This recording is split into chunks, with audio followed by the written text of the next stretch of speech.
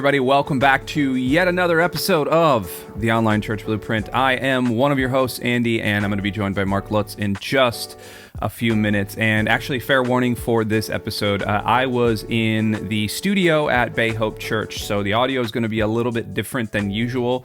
Mark's audio is going to be fine. My audio is a little bit more crispy, if that's a good word. I was kind of set up for a live setting. I actually had to do some live events before and after recording, and so I just kind of kept the microphone and the cameras and everything set up and was rolling there. So fair warning, it's not bad. It's just a little bit different than the mellifluous voice that you've come to expect from this side of the camera lens. But hey, this is going to be an interesting episode. This is episode 12, and we've talked a lot about using live platforms. We've talked a lot about engagement. We've talked a lot about creating community, but a lot of times people are asking questions of, hosts and asking questions of community leaders and, asking along the lines of, how do I actually just use the chat? Most people, when they think live stream, they automatically think a video running and then a chat happening and maybe a host or maybe a greeter, maybe some GIFs being posted, maybe some pictures, maybe some polls or, things along those lines. And a lot of times I think in this age of, man, we're going to expand the digital church and we're going to innovate and we're going to do all these things. Sometimes we forget that the simplest tools of a running chat can really make the difference in creating a community and forming a digital footprint and allowing God's kingdom to grow through that digital footprint. And so today, Mark and I are going to kind of talk about that. Mark and Mark and the entire team over at Lux Digital Church, of whom I am included as well. We utilize chat in some pretty unique and interesting ways on Twitch, but also in Discord. But also at Bay Hope, we use our chat in some pretty interesting and unique ways. And so this is going to be a fun episode. There's a lot of kind of practical tips. One of the most practical tips that you can be using actually is to use our service called Altar Live. Altar Live is a kind of an all-in-one engagement platform where you can host live events, you can stream directly to the platform, which can then multi-stream out to Facebook and YouTube. There is chat involved all in there, and there's also some kind of unique engagement features that allow you to turn your cameras on and turn your microphones on and actually talk face to face before and after and during services. We've got meeting rooms, we've got lobby areas. There are rows that you can sit in with people and kind of not even emulate what's going on in a normal worship center, but actually augment what's going on in a normal worship center. You can sign up for a 14-day free trial at altarlive.com. Links are always in the show notes or in the comments or the doodly-doos below. Check them out. Like I said, free 14 days. Stephanie and the team will work with you to kind of get you up and running as well. We've seen a lot of people coming through and talking about how to use chat, and, built into Altar Live, we have a polling system just built right in there. The module just built in. Hey, you want to create a poll? Do it on the fly. Boom, bing, bang, boom. And there it is in there. You want to start asking questions of people? Boom, bing, bang, boom. There, it's right there. There's images and GIFs and emoji, all the fun things that you've come to expect, along with host notes and the ability to really guide your team into creating a welcoming community. So altarlive.com, check it out. All right, enough of that. Let's head into this actually really fun conversation between myself and Mark here in the Online Church Blueprint. All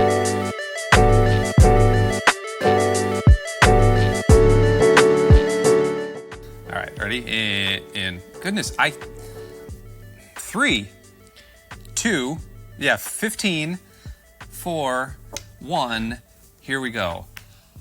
Well, we are back in our native habitats, I would say. Actually, I'm not in my native habitat. I am in Studio B here at the lovely Bay Hope Studios. I guess that's kind of my native habitat when I'm not at home. So, Mark, you're actually in your own studio. And actually, before we were getting ready to record, I looked, and if you're watching this on YouTube, thanks so much for watching on YouTube. Remember, like, subscribe, smash thumbs up button, do all the things. But I noticed that my eyes have a real raccoon thing, and so I went to turn my hat around, but it doesn't work for a bald guy, number one. Number two, Mark already has his hat turned around. So let me know in the comments whether I should keep my hat turned around or not. Mark, how often do you opt for the... You shouldn't. Thanks, Dad. How often do you... Flip that sucker around. That's much better. I'll take the raccoon eyes. Yeah, give me the raccoon. Thanks, Dad. How often do you opt for no problem. I got you. The spun around hat? I only wear a hat spun around. I literally do not ever wear a hat that is not spun around. I don't know what it is. I don't feel like this is great. There was a season, I just like, hey, chaps, let's hit the baseball together. Who wants to go to the backyard and break in a glove? I'm just like, it's so not me, and I got bullied by baseball players as a kid, so I just can't wear a hat the correct way. It only has to be backwards. And to be fair, like, you know how, no, I won't get into that, but my father-in-law wears a hat backwards, and through some weird psychological thing, my wife likes it when I wear my hat backwards as well, because my father-in-law wore his hat backwards. It makes her feel like I'm getting something done around the house. Do we want to psychoanalyze that? No, not on this. Not on this. On our psychology podcast coming out next week, called Mark and Andy's Secret Problems, we're going to be doing a psychology episode launch. It's called so just Daddy be Issues. Ready and tuned in for that. Okay, am I allowed to self-promote on this because I'm on it all the time? Absolutely. Is that allowed? Do you, man. Okay, well, go check out the NCMU podcast, Nerd Culture Ministry Underground podcast. We have the premiere episode out, or like the first one out right now, and we're going to be recording a second one right after this.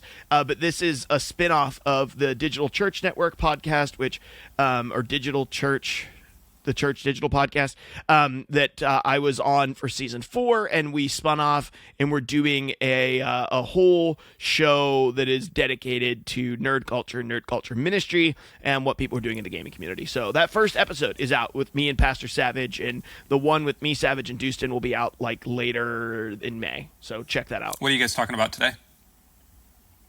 Well, it's really us looking at, so the whole point of the show is to help people who are considering getting into nerd and gaming ministry discern if that's what actually, they are called to do. And then it's also built to help people who have been doing it to pass down their knowledge and hard-learned lessons without having to meet with a million people who might be interested in online ministry. And so really what it is it's us interviewing them and talking about their story and how God called them into nerd ministry, how God called them into streaming or live, whatever, gaming communities.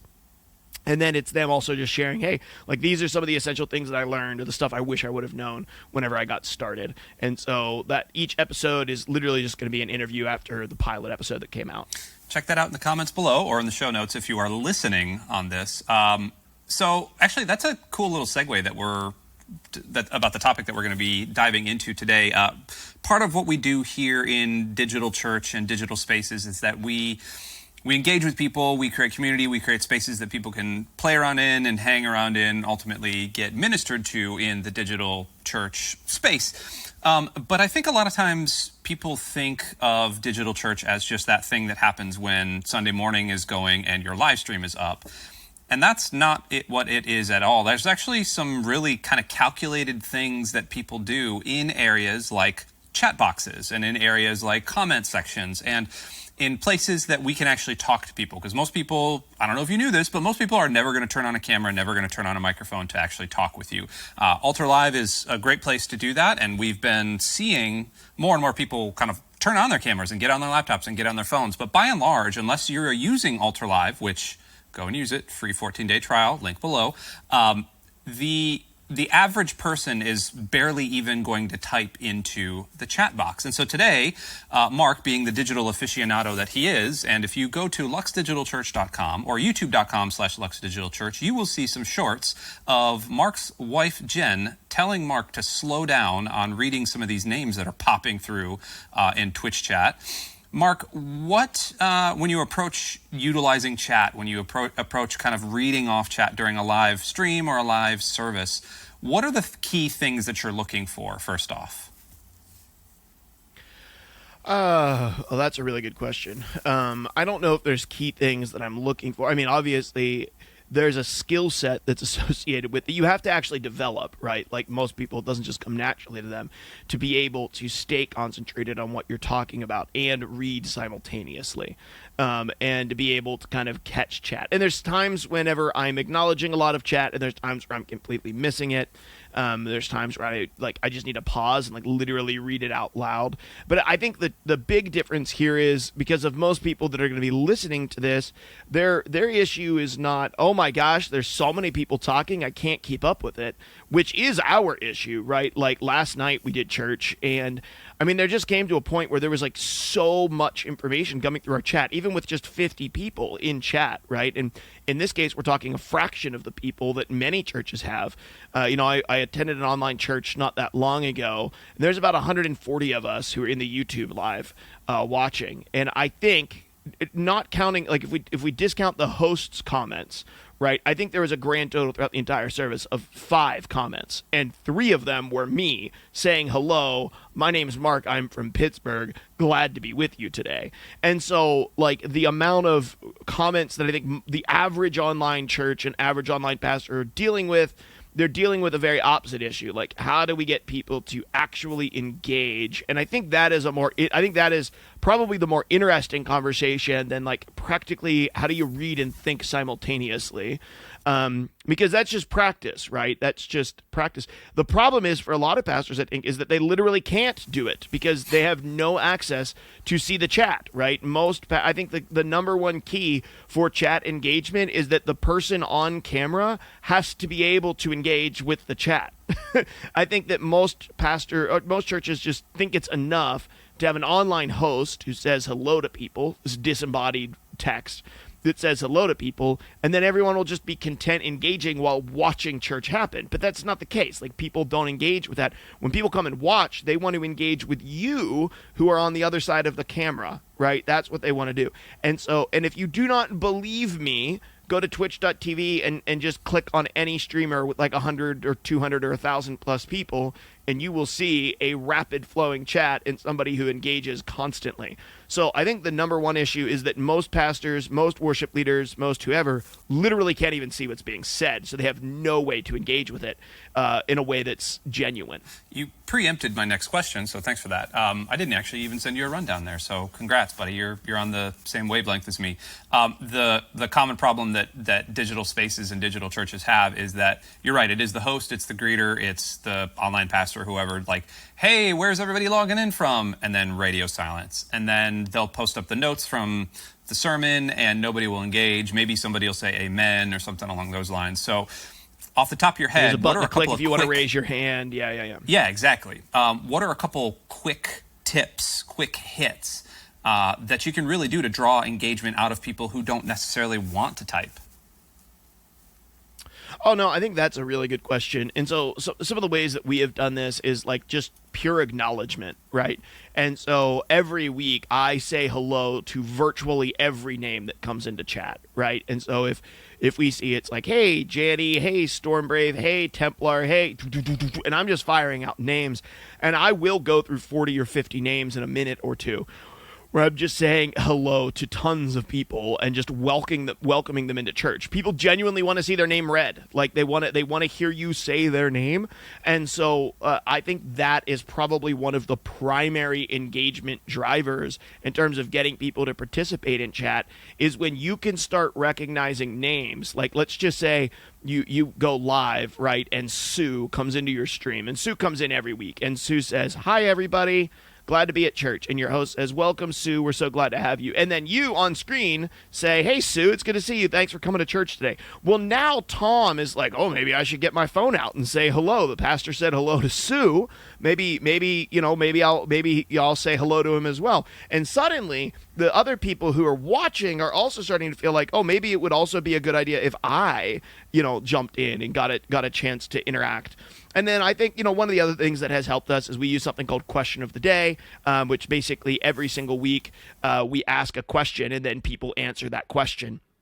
And I think that does help to drive conversation. And it's sometimes silly, sometimes it's, it can be a whole variety of things. Sometimes it's silly. And then beyond that, we did like what would win in a fight, like a T-Rex or a polar bear with a lightsaber, or sometimes they're a little bit more serious than that. What's your favorite Thanksgiving food? Or sometimes we just try to keep them as like not culturally centric as we can, right? We don't want to ask a bunch of like, we don't ask like, what's your favorite dessert at the 4th of July? Because, well, my friend from Guam doesn't care about the 4th of July. Well, actually, in this case, she lives on a military base, so she would. But the guy I met last night who's Canadian and lives in New Zealand, who's now becoming a member of our community, he doesn't give two rips about the 4th of July.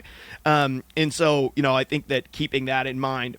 And then I would also say, I don't know, I feel like beyond that, it is about having a team. So you might think like, oh, this would eliminate our online hosts. But on the contrary, I actually want you to bolster it and get 3 times as many.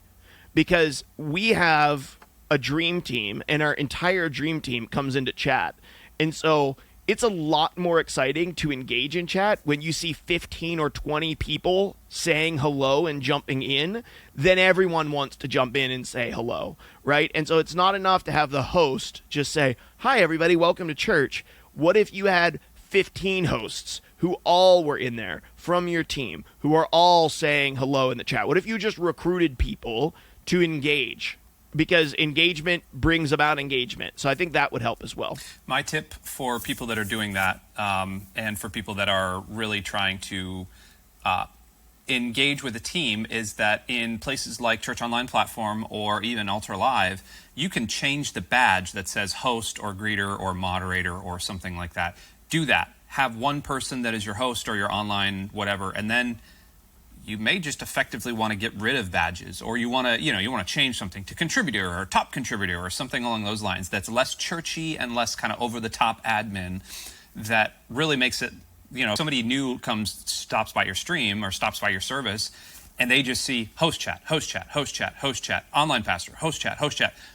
It's going to appear a little dead. Whereas if it's somebody called contributor, like or somebody almost called editor or something like that, I love the way Twitch does it with badges. There's not a lot of places that have badges like that. I have moderator chat turned on, so I don't know if you guys do as well.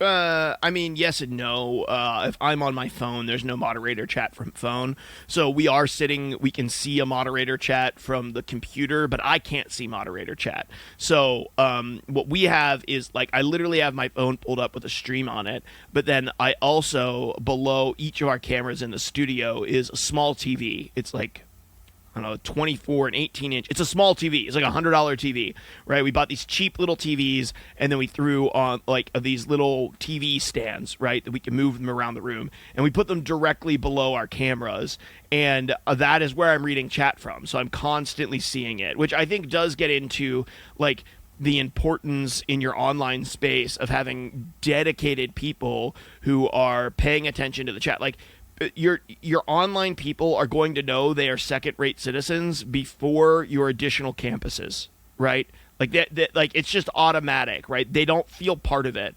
Whereas if, let's say, I have a church with 3 campuses, right, and an online campus, so and we're piping our service out to all of those places, and so we're going live from the stage in our main campus, and our 2 additional campuses are getting that piped into them.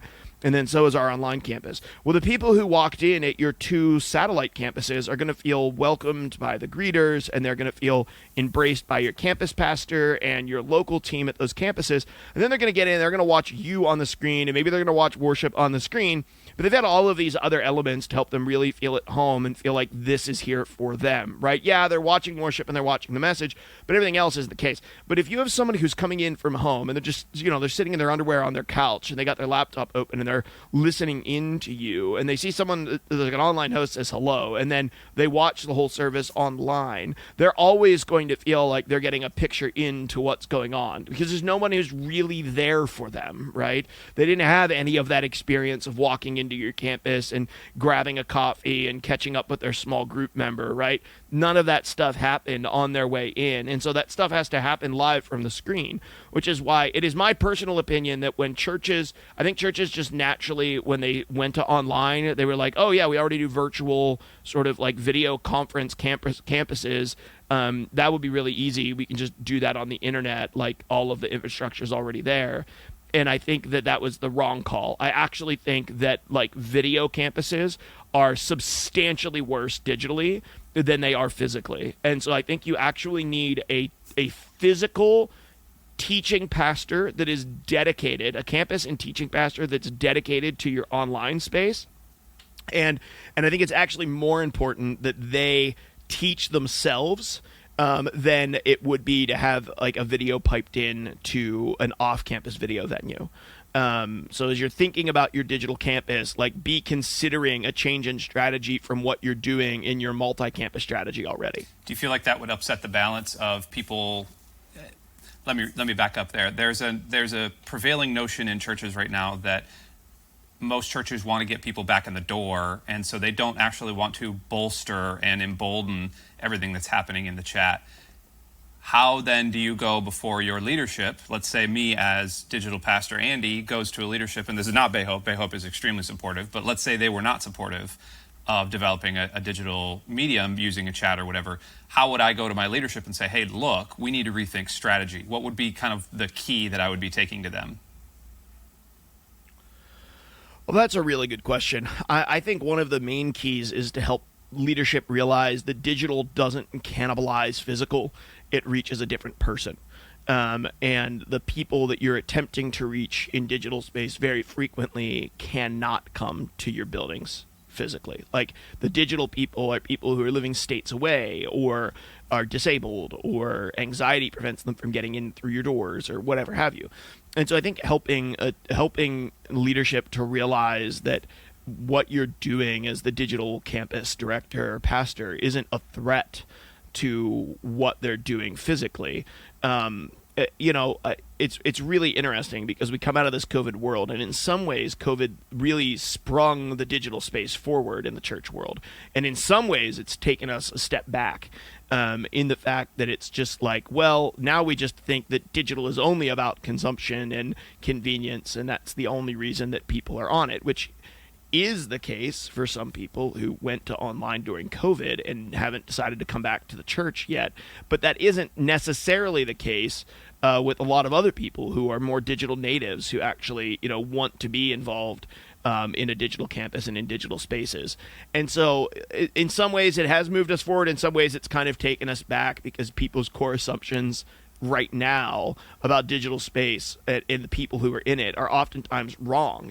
The people that you're trying to reach aren't the people who left your church and didn't come back. You don't want those people. A lot of times, those people in your digital campus, you want to get them out of there anyway, right? Because they're really just they're couch potatoes, right? They're pew fillers. Like, I want you back in the church anyway. Like most digital pastors want that. The question is, how are you reaching new people who aren't going to come to a physical church? Interesting. What would you say to the host or the greeter that was nervous about talking to people online? They're fine talking to the actual host, but when it comes to new people popping in there, they feel like they don't know what to say. They feel like they don't know how to act. How would you coach somebody there? Do you mean like someone who's behind a keyboard or someone who's on camera? Someone who's behind a keyboard.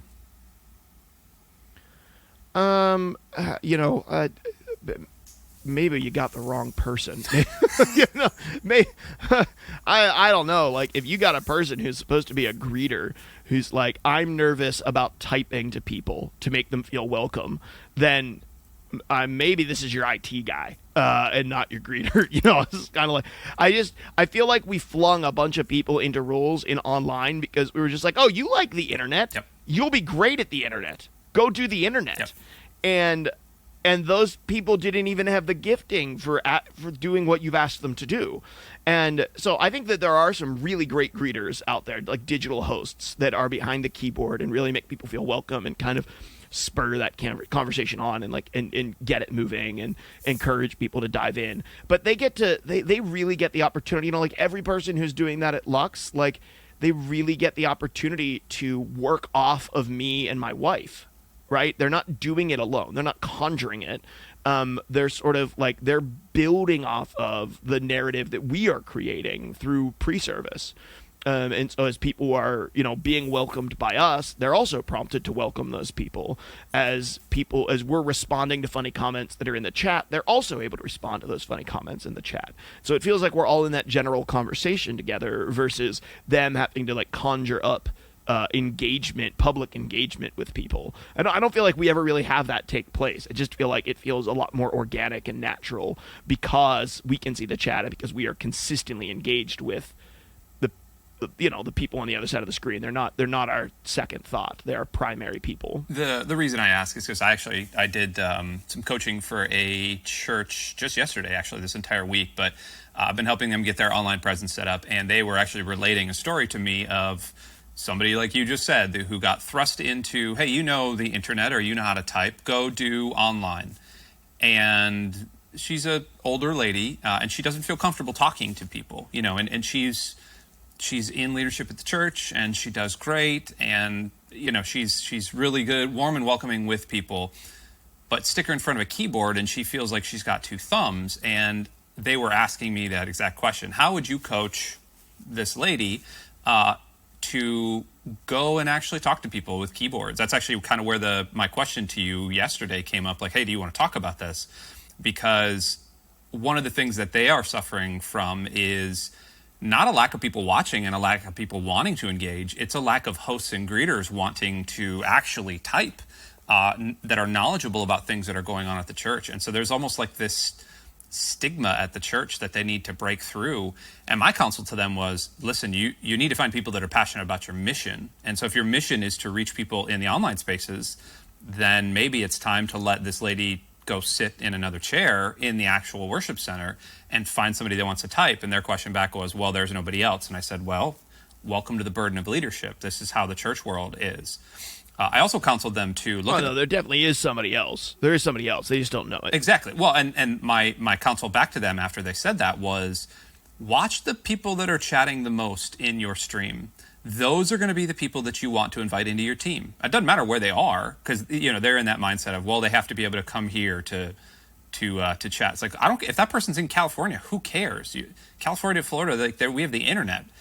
She can they can sit in a house in California and lead a chat stream. Nobody really cares about that.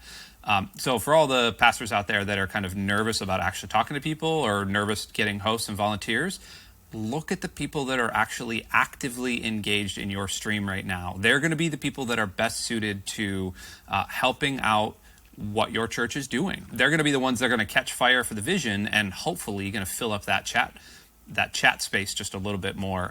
Mark, my last question for you, and this is I don't want to say hotly contested, but Lux does a question of the day, and you kind of referenced it before, like the polar bear with a lightsaber versus a T-Rex, like who would win. Most of the questions of the day are quite funny. Where do you fall in the debate of we want to have fun and humor to do an icebreaker versus, hey, we're a church stream, we're stolid and solid, and we need to make sure that people are all talking about Jesus all the time? I don't know. I guess this would also be the question of, like, is it appropriate to play secular music as people are coming into church or in your lobby or whatever? I don't know. I come from a different. I guess this has to do with your mission, and I guess if you want to create an online experience for a bunch of people who are already Christians, and then I don't know why they're coming to your church, because they should be just going to their church. Maybe it's a bunch of Christians who don't have any good churches around them, or like don't really have like teaching that's like the quality like that is inside of your church, right? Like, people church shop for all sorts of reasons, and then it's okay, yeah, like if you want to keep your question of the day to be like, what has Jesus told you this week? You're welcome to do that.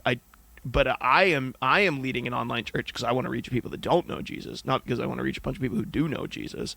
And what you find that's really compelling is that the people that you actually want on your team are hyper drawn to churches that are actually unashamedly focused on the lost, because they are unashamedly focused on the lost, right? Like, they are compelled by a church that has a mission and a vision and isn't intentionally speaking to them. Like my sermon last night, I spent a portion of the time just like really addressing the non-believers in our chat and telling them that they had a voice here and they could ask questions and they could share thoughts. And like, I want, we say all the time, we're a place of spiritual guidance, not a place of spiritual authority. We describe this is a New Testament book, and this is why it's in the New Testament, and this is the person that wrote it. And like, we already get rid of a lot of the Christianese inside of our service. It just makes a lot of sense to have like silly questions of the day. And then humor is a major part of what we do. I think that is genuinely unique about Lux amongst churches, and I think it's very unique amongst digital churches specifically. And I don't know if that's just my natural bent as a host, or if that's just kind of come about. But like, humor is a major part of our church service, especially in the first 15 to 20 minutes. And we love that. Like, we do a lot of laughing together and crack a lot of jokes, and go watch the last week's one. You'll even see some of the stuff in my own marriage aired out live on the internet that we really got a kick out of and got to laugh together through. So I don't know. I think that humor is a really great opportunity to invite people in. And I think, my buddy who is not a believer, who's been hit and miss at Lux for the last 2 years, was there this week. And he will tell you unashamedly that his favorite part of church is the first 15 minutes where we're just engaging with people. He doesn't mind the teaching, but he really loves the laughter and the humor and the enjoying one another's presence. And so I think it's important to have that in your church. If that's not the culture of your church, that's fine. I would just really begin to question, like, who are you really trying to reach with your online audience? Like, who's the target market? If all that you end up really doing is appealing to, like, I don't know, shut-ins, or like people on vacation, or like, Christians that just don't want to come to church on Sunday morning this week. I don't know. I would have, I guess there's people with a larger shepherd's heart than mine. But because mine isn't that strong, I'm just like, I wouldn't even want to do it.